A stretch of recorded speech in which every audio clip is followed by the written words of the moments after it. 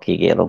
Rocky aksi Israel melakukan pembantaian ini makin menjadi ya, tidak hanya di Palestina, tapi mereka juga sudah mulai menyerbu Lebanon. Ini bahkan sampai Yaman juga, Houthi ini juga diserang oleh Israel.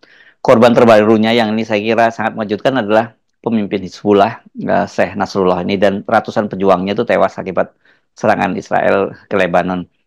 Dan sebagai reaksi dunia, delegasi Indonesia kemarin dipimpin oleh Menteri Luar Negeri Retno Marsudi bersama dengan puluhan delegasi negara lain itu melakukan walkout ketika maksud saya ketika Perdana Menteri Israel Netanyahu menyampaikan pidatonya di PBB.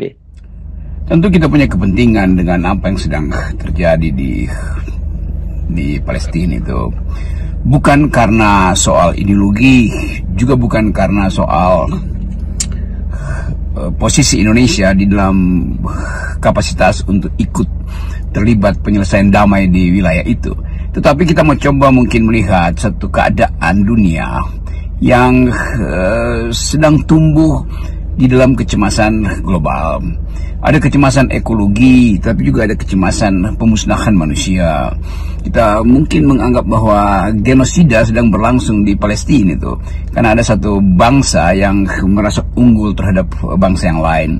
Tapi kita juga bisa tempatkan itu sebagai satu problem, sebetulnya problem internal dari satu sistem yang dari awal kita mau baca dua kekuatan yang sama-sama kuat, sama-sama pinter, Israel dan Palestina itu otak-otaknya yang bagus, ambisi-ambisinya juga kira-kira setara.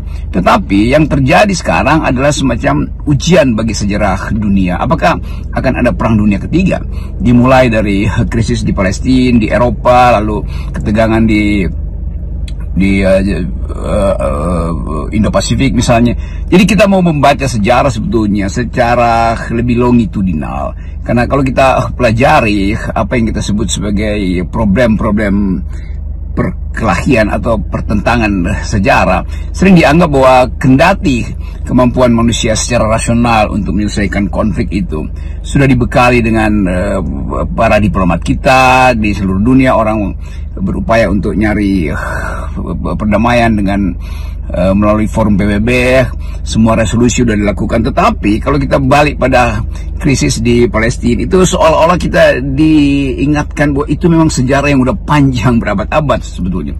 Tetapi sekali lagi, masalah-masalah ini mungkin kita lihat sebagai nasib dari planet, bahwa planet kita atau kita bikin saja semacam refleksi aksiologi, refleksi tentang nilai-nilai yang memungkinkan kita tumbuh di dalam satu optimisme bahwa dunia memang sedang ditata ulang. Kira-kira begitu kalau kita lihat dari sejarah panjang itu kan. Kita nggak bisa katakan bahwa manusia adalah satu-satunya makhluk yang harus merawat bumi. Manusia hanyalah bagian dari tibahnya sejarah dunia. Jadi kita manusia itu ditulis di dalam sejarah yang tidak mungkin bisa kita lampaui itu.